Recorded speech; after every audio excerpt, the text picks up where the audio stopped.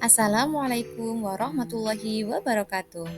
Halo anak-anak, berjumpa lagi dengan pembelajaran Pendidikan Agama Islam dan Budi Pekerti pada fase B atau kelas 4 bersama Ibu Fatimah.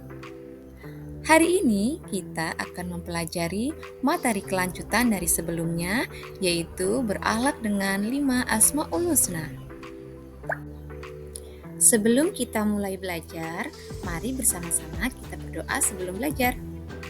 Bismillahirrahmanirrahim. Rabbi zidni ilman warzuqni fahman. Amin ya rabbal alamin.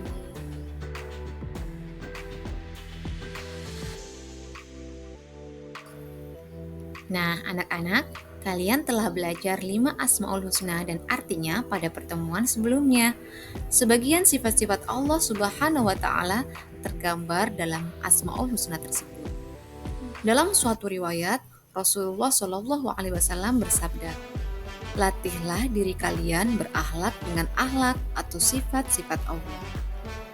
Beberapa contoh akhlak untuk meneladani sifat Allah dalam 5 Asmaul Husna Al-Malik, Al-Aziz, Al-Qudus, As-Salam, dan Al-Mu'min dapat kita lihat pada materi berikut ini. Sebelum kita melanjutkan pembelajaran lebih lanjut, coba kita amati gambar berikut. Pernahkah kalian mengalami peristiwa seperti pada gambar berikut ini? Bagaimana pengalaman kalian saat dicurangi oleh teman waktu bermain? Marah itu manusiawi, kodrat manusia. Namun, bila marah itu dilampiaskan dalam bentuk tindakan, maka keadaan akan penuh perselisihan, jauh dari kedamaian. Apabila anak yang bersalah tidak egois dan minta maaf, dan kalian pun mampu mengendalikan diri dan memaafkan yang bersalah, maka ketentraman akan diraih kembali. Anak-anak, menahan diri dari perbuatan yang merugikan diri sendiri dan orang lain merupakan wujud dari kemampuan menguasai diri. Menahan diri dapat diterapkan dalam banyak hal, contohnya menahan diri dari membeli sesuatu yang tidak penting, menahan diri dari bermain yang berlebihan, dan juga menahan diri dari berbuat curang.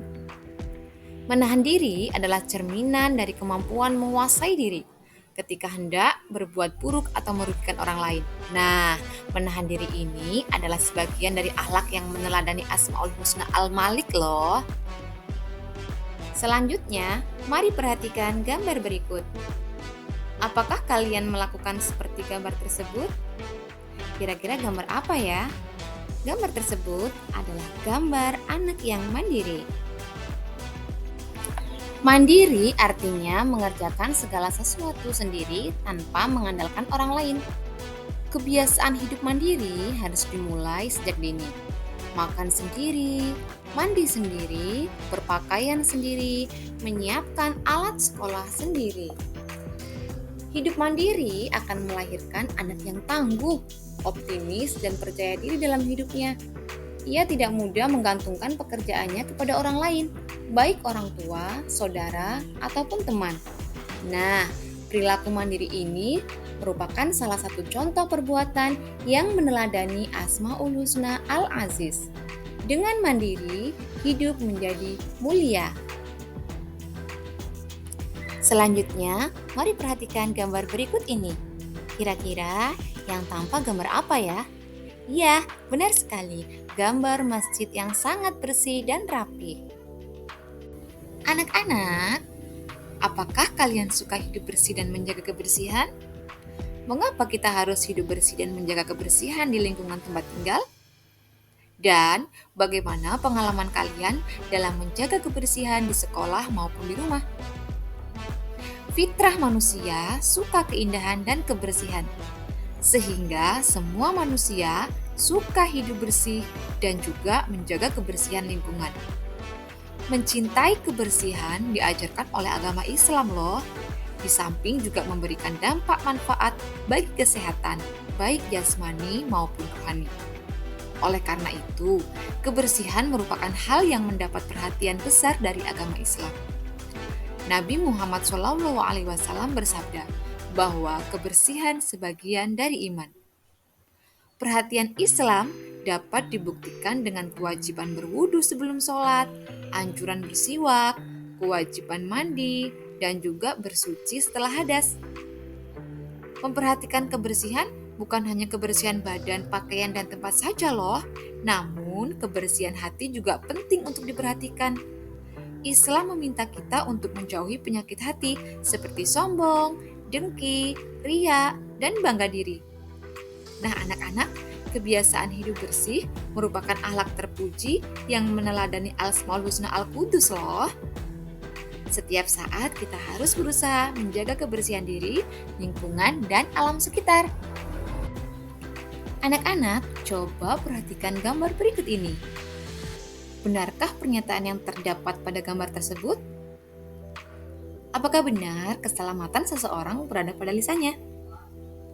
Pernahkah kalian merasa bahagia sebab kata-kata santun dari temanmu? Atau pernahkah kalian merasa sakit hati karena kata-kata temanmu pula?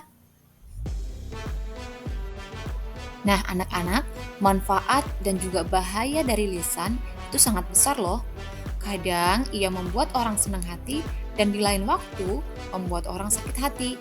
Maka jagalah lisan agar selalu menyenangkan bukan menyakitkan ya. Hati-hatilah ketika berbicara. Pikirkan untung ruginya sebelum terucap menjadi kata-kata. Lalu untuk apa sebaiknya lisan digunakan?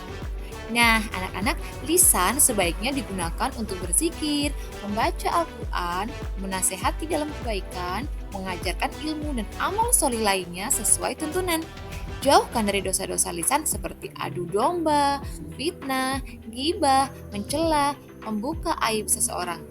Kita harus selalu menjaga lisan dari perkataan yang menyakiti hati orang lain. Dengan demikian, berarti kita telah membuat orang lain tentram dan damai. Inilah salah satu perilaku yang meneladani Asmaul Husna As-Salam. Anak-anak, coba perhatikan gambar berikut ini. Bagaimana rasanya jika ada anak-anak berbuat gaduh saat sholat berjamaah? Apa yang kalian rasakan jika anak-anak berbicara waktu upacara bendera? Apa yang akan terjadi bila anak-anak menyeberang jalan dengan sembarangan tanpa melihat rambu? Bagaimana keadaan suatu pertandingan bila penonton membuat gaduh dan kekacauan dengan melemparkan botol ke lapangan? Tentu saja, suasana tidak aman. Takut dan amarah akan meliputi suasana batin setiap orang jika ketertiban tidak diindahkan. Kepatuhan pada aturan harus dibiasakan, dimanapun kita berada dan kapanpun waktunya. Ketika kalian berada di rumah, sekolah, masjid, atau tempat lainnya, maka ikutilah aturan. Inilah kunci mewujudkan rasa aman di tengah masyarakat. Mengikuti aturan inilah yang disebut tertib. Menciptakan ketertiban sehingga membuat orang lain merasa aman merupakan salah satu teladan dari Asmaul Husna Al-Mu'min. Nah, anak-anak, itulah tadi materi berakhlak dengan 5 Asmaul Husna. Semoga kita semua dipermudah untuk melaksanakannya ya. Untuk materi berikutnya, kita akan membuat sebuah karya berupa kaligrafi. Silakan catat peralatan yang perlu dibawa. Diskusikan bersama teman kelasmu. Demikian pembelajaran kita pada hari ini. Sampai jumpa pada pertemuan berikutnya. Mari kita akhiri dengan mengucap hamdalah. Alhamdulillahirabbil alamin. Bupati minta maaf atas segala kesalahan dan kekurangan. Wassalamualaikum warahmatullahi wabarakatuh.